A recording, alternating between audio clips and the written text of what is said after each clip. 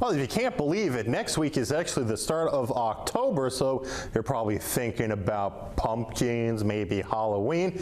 But hey, we still got some gardening to talk about. So of course we have Dave Fleming back with us with some great fall decoration here. Well, Henry, at least we know fall is officially here. Yes, it is finally here. And also, thanks for the rain this week. There's so much. I didn't think it would ever rain again. And next week looks like whatever rain the amount of rain we were getting.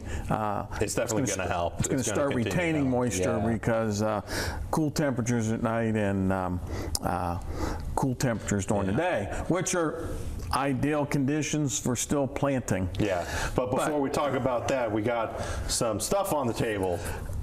Yep, with Halloween, I don't know, 5 weeks away or so. Yes, really close. Close.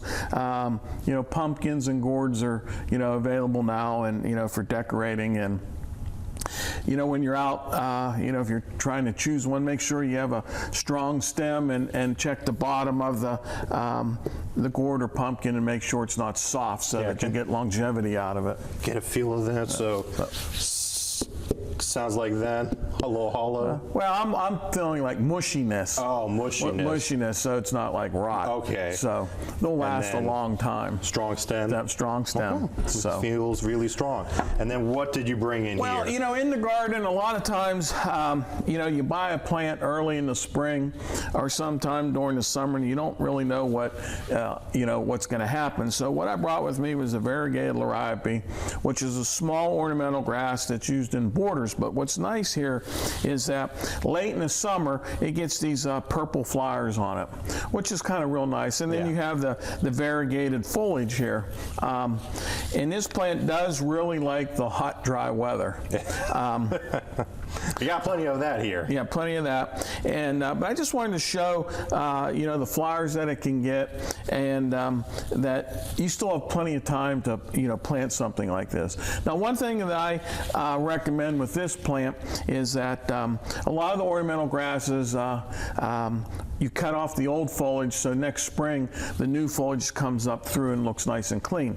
The liriope, I strongly recommend you don't do that till like late February, early March, and you would just literally just grab it, just like this, and you just cut it. You don't have to cut it right to the ground, but close enough so that when the new foliage comes up through, it's nice and clean looking.